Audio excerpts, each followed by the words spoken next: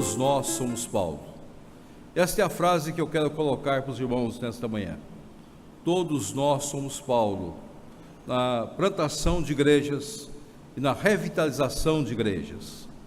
É para isso que o Senhor nos chamou, para que eu e você pudéssemos de fato fazer esse ministério de revitalização, de plantação de igrejas no Brasil e fora do Brasil, aonde o Senhor tem nos colocado para o louvor e para a honra dele.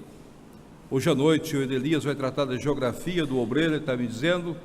Então é bom que a gente entenda que todos nós somos obreiros, somos pastores, somos chamados por Deus para revitalizar, para plantar a igreja aonde o Senhor tem nos colocado, de acordo com a vontade soberana de Deus. O nosso texto de estudo desta manhã será a carta de Paulo a Filemon. Eu quero deixar para os irmãos 7 princípios que têm marcado a minha vida quando leio essa carta. Eu espero que o nosso tempo permita que eu possa expô-los para os irmãos. Filemon, carta de Paulo a Filemon. Dentro dessa temática, todos nós somos Paulo. Nós somos plantadores, nós somos revitalizadores de igreja. Numa carta muito pessoal, uma carta de muito carinho de Paulo a Filemon. Vamos ver essa carta de forma alternada até o verso 25. Vamos colocar de pé, nós lermos, já que depois os irmãos vão ficar bastante tempo sentados, e eu gostaria que os irmãos pudessem juntos lermos de forma alternada essa carta. Paulo, prisioneiro de Cristo Jesus, e irmão Timóteo, ao amado Filemon, também nosso colaborador.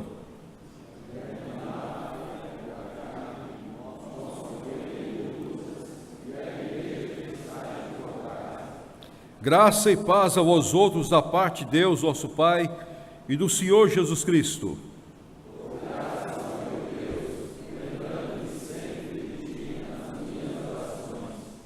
Estando ciente do teu amor e de fé que tens para com o Senhor Jesus e todos os santos.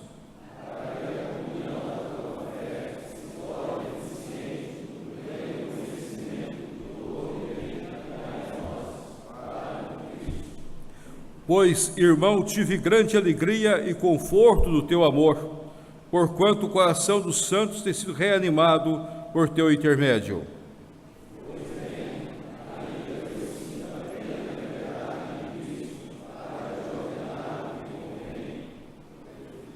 Prefiro, todavia, solicitar em nome do amor, sendo que sou Paulo o velho, e agora até prisioneiro de Cristo Jesus.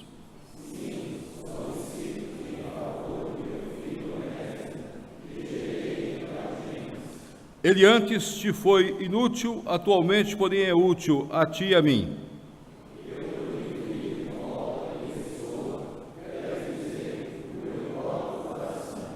Eu queria conservá-lo comigo mesmo, para, em teu lugar, me servir das algemas que carrego por causa do Evangelho.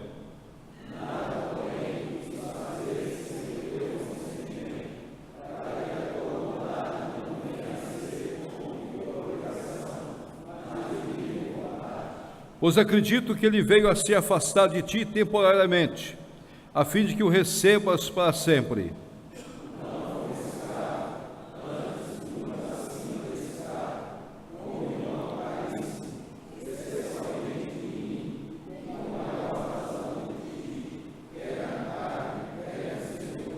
Se, portanto, me consideras companheiro, recebe-o, como se fosse a mim mesmo.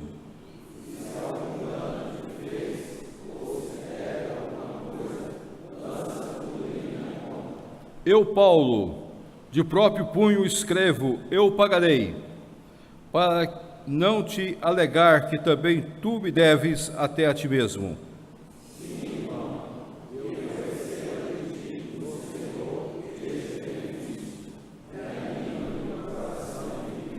Certo como estou, da tua obediência eu te escrevo, sabendo que farás mais do que estou pedindo.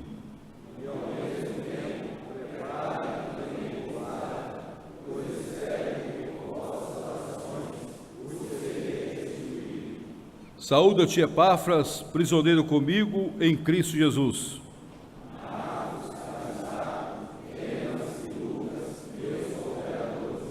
Todos juntos. A graça do Senhor Jesus Cristo seja com o vosso espírito.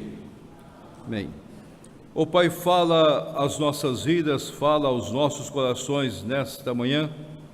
Transmita a nós o teu ensino sagrado, para que nós possamos compreender e entender a mensagem trazida a nós, e que teu Espírito Santo nos ilumine, para que compreendamos e possamos aplicá-la de acordo com a tua vontade soberana.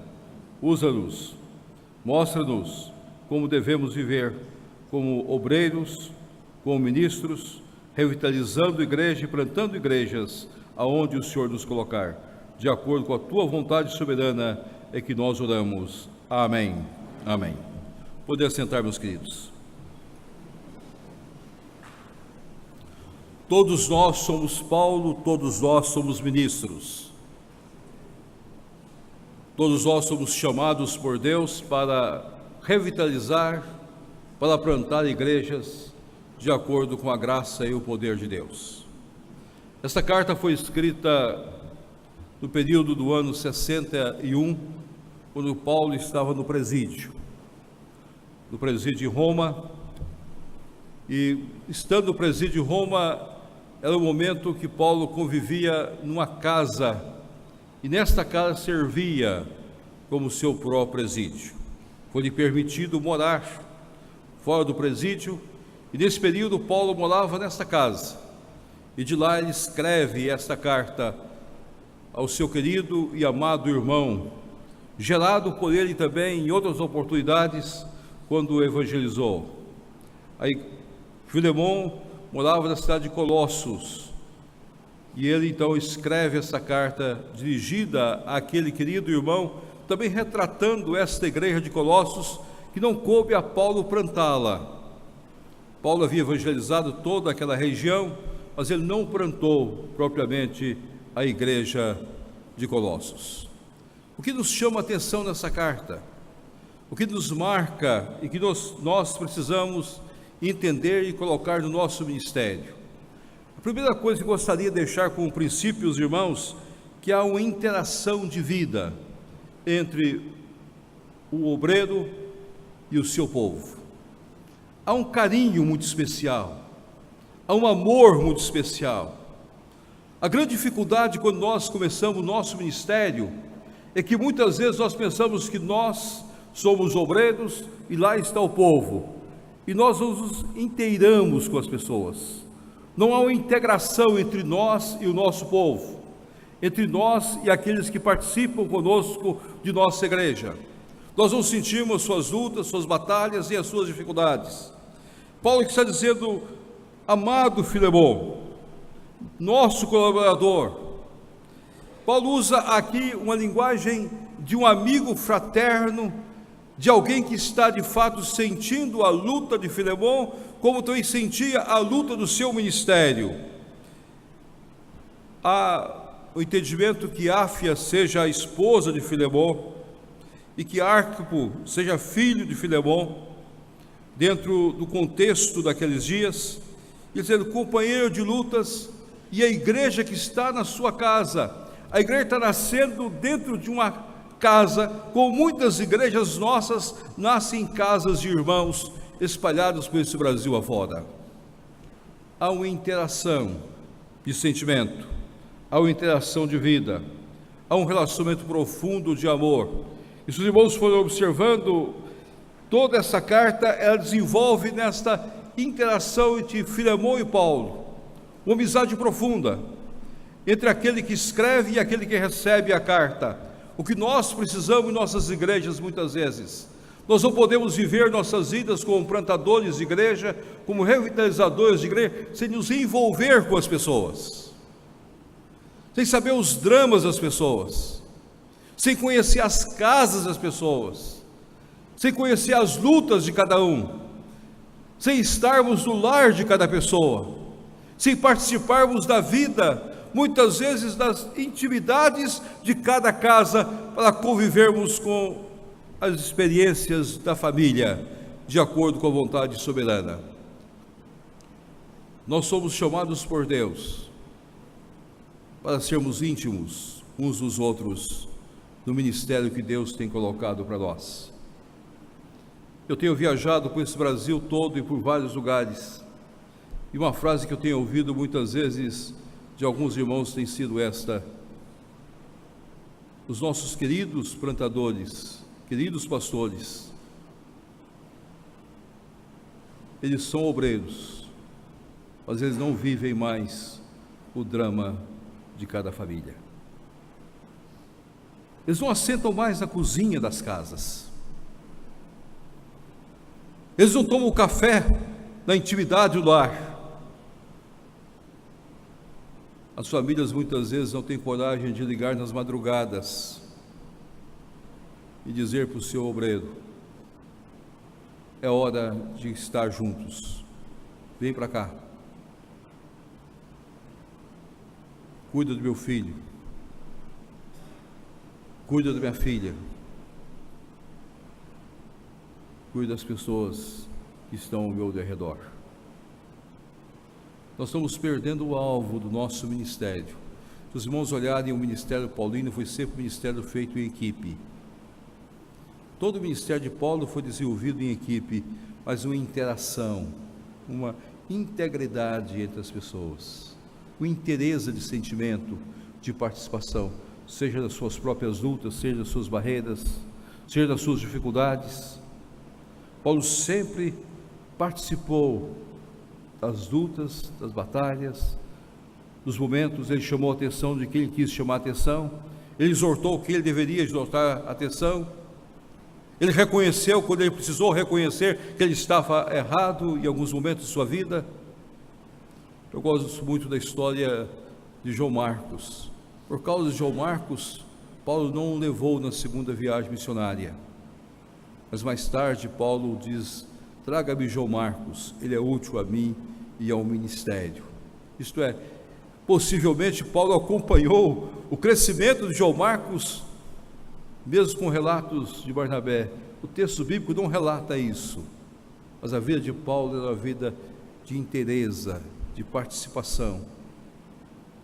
Há poucos dias eu estava lendo um artigo escrito por Rendel Dery de Souza Matos sobre João Calvino. E é interessante que o artigo foi publicado num livro do Mackenzie, e nesse artigo o Rendel Dery defende uma tese que pouco se fala de Calvino nesse aspecto. Ele disse: Calvino foi um homem que cativou e conservou amigos por toda a sua vida. Ele faz uma descrição das amizades de Calvino e da relação de intimidade de Calvino. E é muito importante quando você observa isso. Ele cativou e desenvolveu uma interesse de relacionamento com os seus amigos no seu ministério. Muitas vezes nós pensamos em um João Calvino silencioso, calado, mas ela é uma pessoa extremamente amorosa. E eu gostaria que todos pudessem ler o que Rendel Dery escreveu a respeito de João Calvino, e pudesse compreender como a gente estava vivendo em Genebra, naqueles momentos, vendo um homem que de fato teve uma visão além dos seus dias. Ele pastoreou os seus amigos. Todos nós somos pastores, todos nós somos ministros, e nós precisamos ter um relacionamento íntimo, carinhoso com as nossas ovelhas. Não simplesmente considerar as ovelhas e nós longe delas, mas elas são parte da nossa vida, parte do nosso ministério. Nós sabemos os nomes, nós sabemos os endereços, nós sabemos as lutas, nós sabemos as dificuldades, e nós sabemos todas as coisas que envolvem as nossas ovelhas. O segundo princípio que um plantador e revitalizador precisa ter é uma vida de intercessão. Paulo tinha uma vida íntima de oração. Nós cremos na soberania de Deus. Muitas vezes algumas pessoas querem colocar a soberania como ausência de vida de oração. Paulo era um homem profundamente ligado à soberania de Deus, mas era um homem profundamente voltado para a oração. Dou graças ao meu Deus, lembrando-me sempre de Ti nas minhas orações, para que a comunhão da Tua fé. Paulo era um homem de oração. Eu creio, meus amados, que falta nos nossos dias termos mais vida de oração com Deus. Nós queremos ter no Brasil uma nova Coreia. Eu vou ter no Brasil uma nova Coreia, eu vou começar a reunião de oração às 5 horas da manhã, eu vou começar a reunião às 6 horas da manhã, eu vou começar a reunião de oração às 7 horas da manhã. Não é isso que nós precisamos. Nós vamos ter vida de oração diante do nosso Deus. Nós vamos dobrar nossos joelhos diante de Deus. E a igreja precisa saber que aquele que dirige a igreja, que está no púlpito da igreja, que prega na igreja, que liçona nas classes, que visita os lares, é alguém voltado para a oração.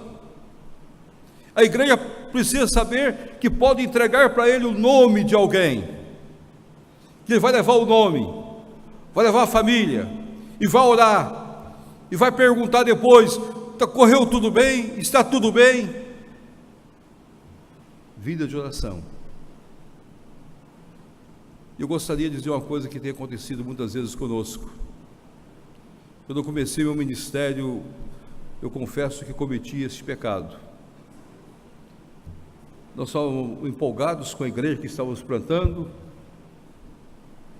e eu não tive muita observação nesse aspecto.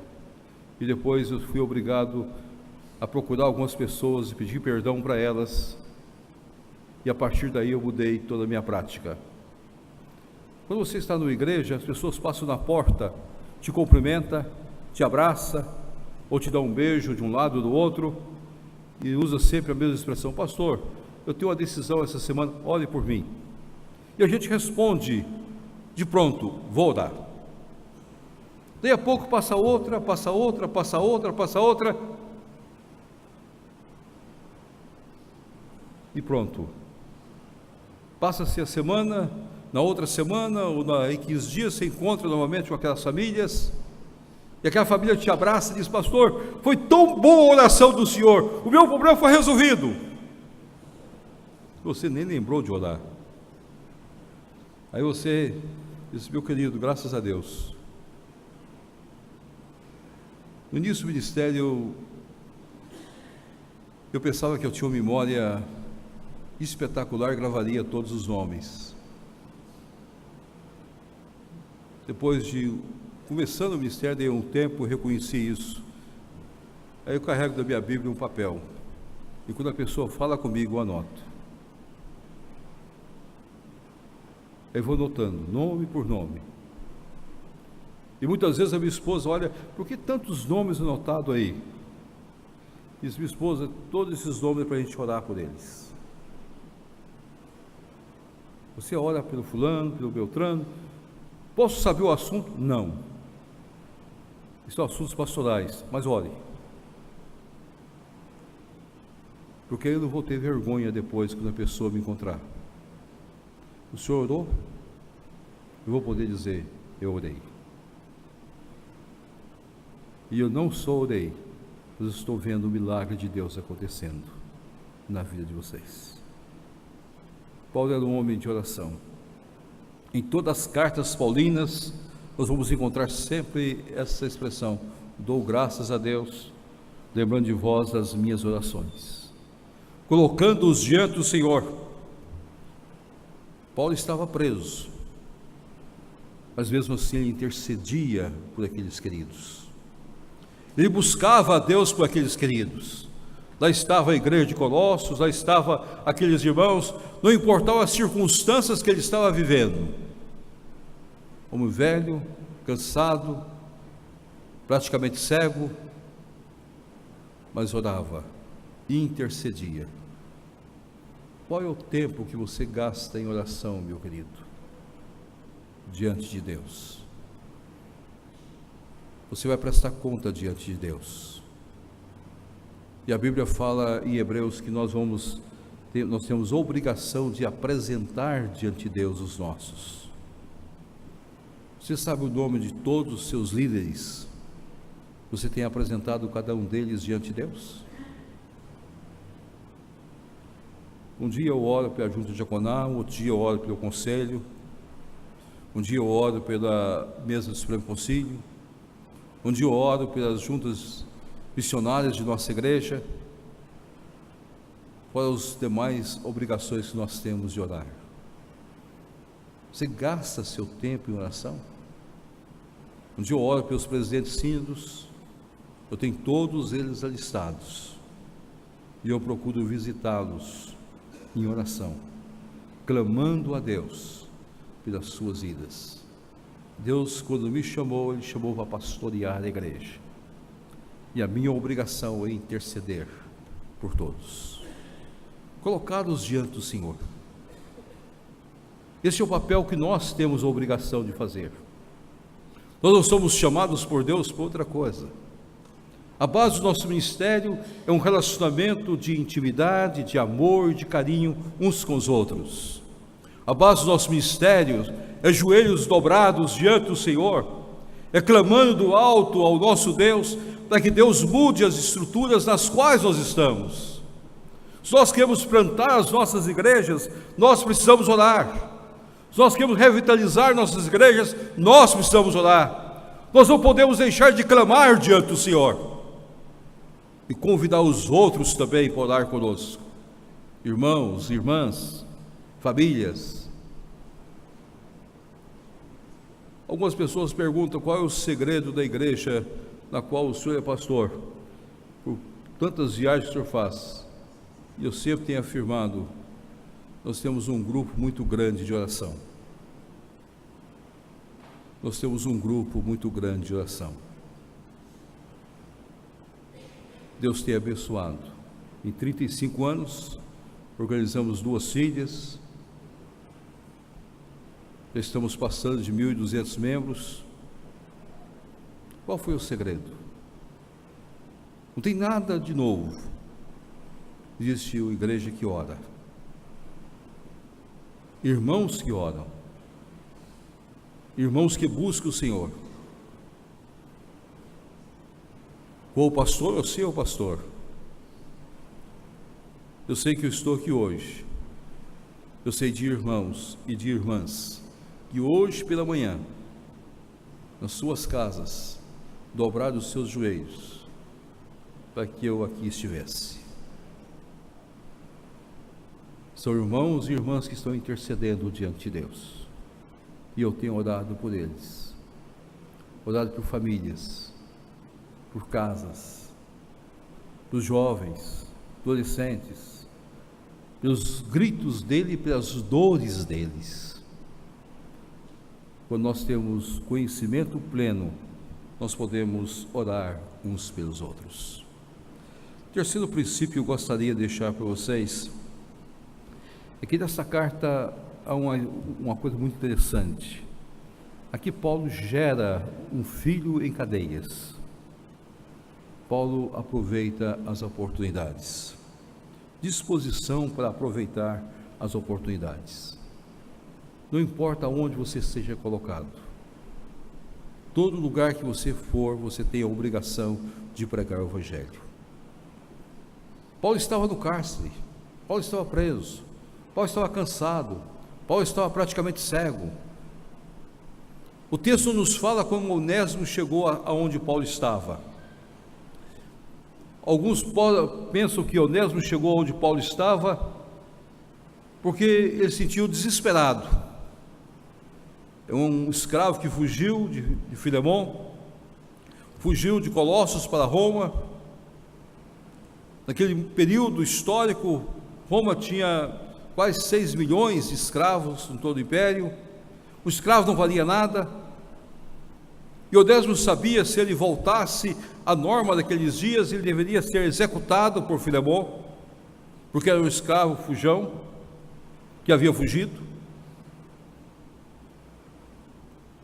Não há sinal que ele tenha sido preso em Roma, porque Paulo estava num domicílio, numa casa, Possivelmente, alguns entendem que Onésimo já sabia a respeito de Paulo, por isso que foi àquele lugar, e ali Paulo teve a oportunidade de conversar com ele, teve a oportunidade de pregar o evangelho para ele, teve a oportunidade de ver Cristo nascendo na vida dele, pelo toque especial do Espírito Santo de Deus. Não é nós que convertemos pessoas, é o Espírito Santo que converte as pessoas. Nós somos meramente pregadores do evangelho, anunciadores da graça, testemunhas vivas do Senhor, e o Espírito Santo de Deus faz todo o trabalho. Onésimo foi gerado. Onésimo passou a servir Paulo, passou a estar junto com Paulo. Então, o que eu gostaria de chamar a atenção nesse aspecto, para os meus queridos e amados irmãos, nós de fato precisamos usar todas as oportunidades que Deus coloca diante de nós. Quem planta a igreja, quem revitaliza a igreja, ele planta a igreja e revitaliza aonde Deus tem colocado. Você tem que conhecer o mercado, a loja, as pessoas que convivem no comércio. Muitas vezes nós andamos na nossa redondeza de carro, e eu tenho dito que uma das coisas mais maléficas para a plantação de igreja é o uso do carro para deslocarmos aonde nós estamos. Chegou no bairro que você está plantando a igreja, deixa o carro, meu querido, vai andar a pé, anda pelas ruas, converse com as pessoas, sente o drama das pessoas. Algumas esquinas você vai parar, você vai abraçar pessoas e vai orar com elas nas esquinas. Evangelize, não tenha medo de evangelizar. Eu nunca me esqueço, quando nasceu a nossa igreja, foi um momento muito especial. Eu estava andando no domingo pela manhã, indo para a igreja, e quando estava quase chegando, estava um pouco longe ainda, uma senhora desesperada me cercou e disse: "O senhor é o pastor daquela igreja?" Eu disse: "Sou." "Eu já vi o senhor." Disse: "Graças a Deus que o senhor me viu. O senhor podia orar para minha filha? Minha filha está numa situação difícil, enferma, doente. Interceda para minha filha." Disse: "Eu posso orar com a senhora aqui?" Disse: "Não, pastor, meu esposo não aceita." Eu vi o senhor vir correndo só para dizer para o senhor: "Ore para minha filha, eu sei que o senhor vai orar para minha filha." Nós fomos para a igreja, nós oramos para a filha daquela senhora. Passou-se quase um mês, o dia da escola dominical, eu vi aquela senhora lá sentada com duas filhas. A cumprimentei, não disse que a conhecia, não disse nada para ela, mas quando acabou o trabalho ela disse: "Pastor, eu sei que o senhor orou." Disse: "Orei." Olha a bênção. "Eu quero saber se eu posso vir aqui." Disse: "O senhor pode vir." 8 meses depois eu estava recebendo aquela senhora, o esposo, as duas filhas e o filho. Sou membros da igreja até hoje. Já fiz o casamento dos três filhos da família. Estou pastor há 35 anos na mesma igreja. Então chegou no bairro, meus queridos, deixa o carro. Há pastor que tem tanto medo que fecha o carro até em cima. Ele sai da casa dele e vai até a igreja, aí desce da igreja, entra da igreja, sai da igreja, entra no carro e vai embora para a casa dele. Quem ele conhecia da região? Quais são as pessoas que ele conhece da região? E ele quer plantar a igreja. Ele não conhece o seu Zé do supermercado, ele não conhece o seu Antônio do açougue, ele não conhece a Maria da livraria e da loja. E algumas vezes, por questão de economia, ele vai comprar em outra cidade, porque acha que na cidade dele tudo é mais caro. Aí ele perde o contato com o comércio, ele perde o contato de orar para aqueles comerciantes. Aí vem outros grupos e começam a crescer na região dele. Aí ele pergunta: estou aqui com o pastor há 5 anos, nada sai. Veio outra pessoa e logo, fulano da livraria agora é crente, está na igreja tal. Dona Maria está na outra igreja. Fulano do açougue agora professou a fé, está na outra igreja. Você não foi obreiro daquele lugar. Você não pastoreou aquele povo. Aquela cidade não foi sua cidade. Aquele bairro não foi seu bairro. Aquela região não foi a sua região. Ninguém teve coragem de procurar você.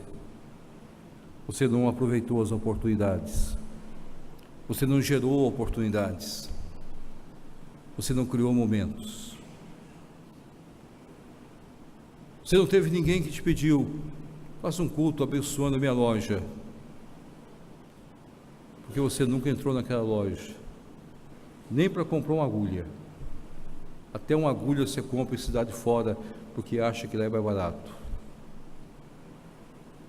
No desejo da economia, você destrói as oportunidades que poderiam surgir para o seu ministério. Nós estamos perdendo espaço dia após dia. Nós somos obreiros desconhecidos aonde nós estamos. Ninguém te conhece, ninguém te saúda, ninguém te abraça. Você vai embora sem deixar saudades de muitos lugares. É isso que acontece com muitos obreiros. Fulano foi missionário aqui. Já foi? Não o conheci. Porque ele também não se deu para ser conhecido. Se não sentou no poço para conversar com as pessoas. Você nem sabe o time de futebol da cidade. Nem sabe se tem. Nem abraçou os meninos da rua. Nem viu os bêbados caídos. E os vadios se autodestruindo. Você não sentiu a dor dos caídos da sua terra. Você não aproveitou as oportunidades. Paulo gerou Onésimo. Paulo cuidou de Onésimo. Muitas vezes as pessoas nos procuram porque sabem que nós vamos atendê-los. Não importa a razão. Você é obreiro, você tem que ser referência aonde você está, com um plantador de igreja, com um revitalizador de igreja. Você é referência que Deus colocou naquele lugar, naquele bairro, para a glória de Deus. Se você tiver medo, meu querido, mude de campo. Pastor, aqui é um bairro muito perigoso. Então a melhor coisa que tem é você mudar de campo. Peça o PMC para mudar você para outra região. Peça a Junta de Missões para levar você para outra região. Peça a PMT para te levar para outra região. Se você está em Cristo Jesus, seguro você está. Se você tem medo de entrar nos lugares, a melhor coisa que você faz é agradecer e mudar de região.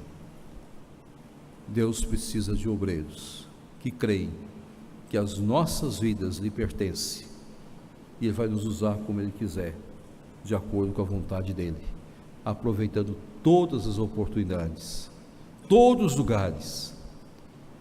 Eu sempre falo com a minha esposa, não importa onde nós vamos almoçar, o dia que nós vamos sair para almoçar fora, mas chegando ali eu tenho que me tornar conhecido de todo garçom e tenho de falar que eu sou pastor, tem de oferecer Bíblias, tem de dar o testemunho.